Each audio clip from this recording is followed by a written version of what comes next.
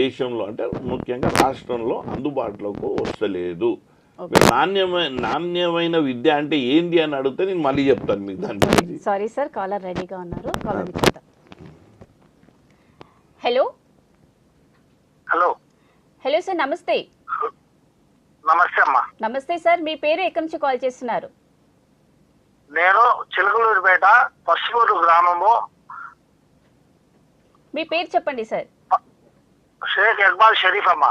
Head master Sharif గారు ఈ రోజు మనతో పాటు లైవ్ లో ఉన్నారని గడ్డం శ్రీనివాస్ యాదవ్ గారు గోషామాల్ బీఆర్ఎస్ ఎమ్మెల్యే ఆస్పిరెంట్ గారు ఉన్నారు. మీకు స్టడీస్ కి సంబంధించిన ఏమైనా డౌట్స్ ఉంటే సార్ తో మాట్లాడొచ్చు సార్, మాట్లాడండి.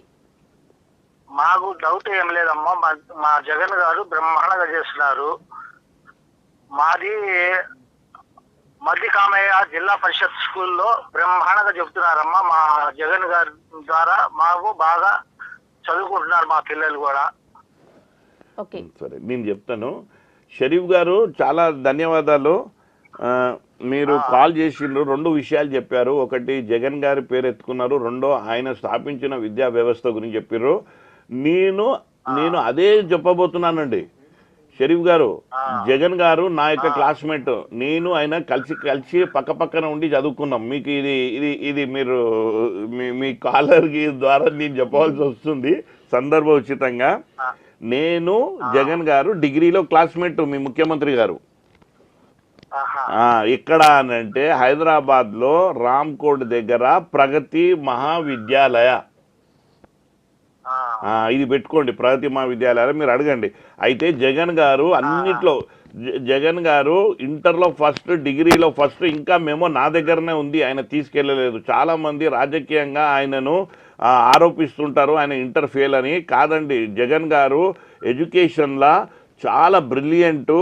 ఆయన ఇంటర్మీడియట్లో ఫస్ట్, డిగ్రీలో ఫస్ట్. ఆయన మెమో నా దగ్గరనే ఉన్నది, ఇంకా ఆయన తీసుకెళ్ళలేదు. ఒరిజినల్ మెమో మా కాలేజీలను నేనే భద్రంగా దాచిపెట్టిన. ఒకటి జగన్ గారి గురించి. రెండోది ఏంటంటే నిజంగా నేను అదే చెప్పబోతా ఉన్నా. ఇవాళ జగన్ గారు ఏదైతే ఈ ప్రభుత్వ పాఠశాలలను దీన్ని ఏదైతే రిఫార్మ్ చేసిండ్రో అది చాలా దేశంలోనే మనము గర్వించదగ్గింది. జగన్ గారికి మనము అభినందించాలి. వారిని మనము ఏంది అని అంటే అలాంటి ముఖ్యమంత్రిని మనము నిజంగా చెప్పాలి అంటే రాజకీయంగా గల మనము కాపాడుకోవాలి. ఇది నా వ్యక్తిగతమైనటువంటి అభిప్రాయము. విన్నారా?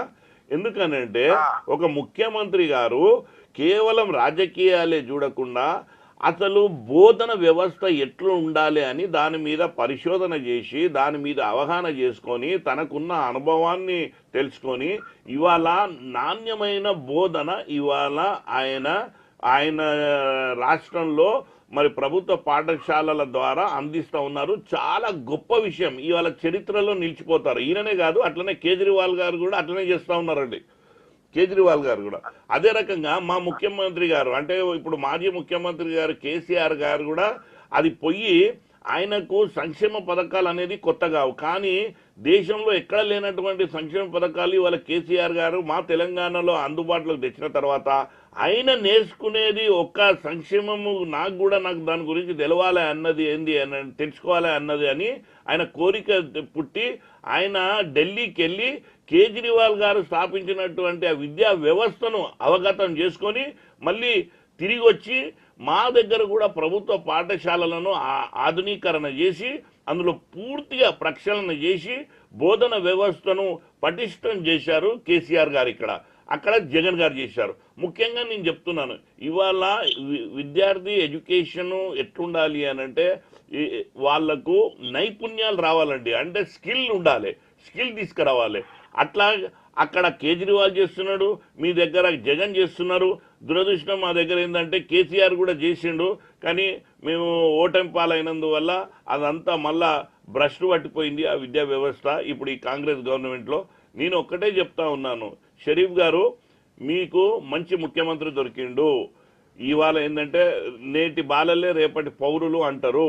ఇవాళ ముఖ్యమంత్రి స్థాయిలో రాజకీయాలు చేసే స్థాయిలో విద్యా వ్యవస్థను నిర్లక్ష్యం చేసుకున్నటువంటి రోజుల లోపల ఇవాళ మీ ముఖ్యమంత్రి గారు విద్యా వ్యవస్థనే రేపు దేశానికి తనకు రాజకీయంగా పనికొస్తుంది అని ఒక ఆలోచన చేసి ఇవాళ విద్యా వ్యవస్థను పూర్తిగా ఆంధ్రాలో ప్రక్షాళన చేసి ఆంగ్ల బోధన అనేది ఒక అద్భుతమైనటువంటి మేము చూస్తూ ఉన్నాం. మేము కూడా టీవీలో పిల్లలందరినీ ఇంగ్లీష్లో మాట్లాడించే పని చేస్తూ ఉన్నారు. వాళ్ళ యొక్క స్కిల్స్ అభివృద్ధి చేస్తూ ఉన్నారు. వాళ్ళ యొక్క వొకాబులరీని వాళ్ళు ఇంప్రూవ్ చేశారు. వాళ్ళ యొక్క కమ్యూనికేషన్ స్కిల్స్ని పెంచిండ్రు. అక్కడ ఉన్న ఇన్ఫ్రాస్ట్రక్చర్ని మార్పు చేసిండ్రు. అక్కడ ఉన్న పిల్లలకు ఒక భరోసా కలిగించిండ్రు. ఇది జగన్ చేసిన ఒక గొప్ప పని. ఇంకా నేను ఆయన ఏం చేసిండు అన్న దాని గురించి పోకుండా దేశానికి రాష్ట్రానికి మన దేశం అగ్రగామిగా ఉండాలి, సంపన్న దేశాలతో ధీటుగా పోరాడి మనం అంటూ ఒక సత్తా చాటుకోవాలి అని అంటే విద్యా వ్యవస్థనే పటిష్టం కావాలి. విద్యా వ్యవస్థ ద్వారానే విద్య ద్వారానే మనం ఏదైనా సాధించుకోవచ్చు. ఇవాళ మీరు చూస్తూ ఉన్నారండి, ఇవాళ ఐటీ మంత్రి కేటీఆర్ గారు ఉండే, కేటీఆర్ గారి దగ్గర ఉన్నటువంటి ఆ వొకాబులరీ ఆ స్కిల్స్ వల్లనే మా రాష్ట్రానికి ఎన్నో పెట్టుబడులు వచ్చినాయి. ఆయన లేకున్నట్టయితే మాకు వేరే అట్లాంటి మనిషి మా దగ్గర లేడు. ఈవెన్ నేను కాంగ్రెస్లో అంటలేనండి, ఈవెన్ బీఆర్ఎస్లో కూడా లేడు కేటీఆర్ లాగా మనిషి.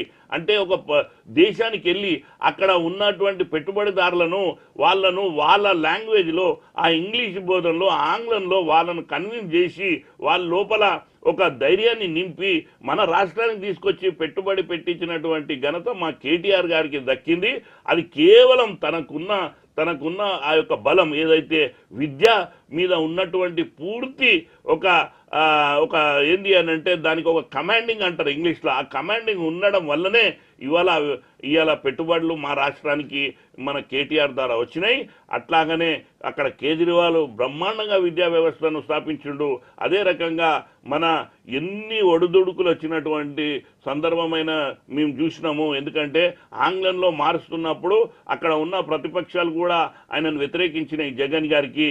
అయితే ఆయన ఒక్కటే మాట మీద నిలబడే మనిషి కాబట్టి ఆయన ఏం చేసిండు అని అంటే విద్యా వ్యవస్థలను పూర్తిగా మరి ఏంది అంటే ప్రక్షాళన చేసి ఇవాళ అంటే ఆ చిగురించే ఆ యొక్క ఏజ్లో లోపలే వాళ్ళకు ఒక మంచి మార్గాన్ని ఏర్పాటు చేస్తూ ఉన్నాడు. ఇది మీరు చెప్పినది ఏదైతే ఉందో మీతో నేను ఏకీభవిస్తూ ఉన్నాను.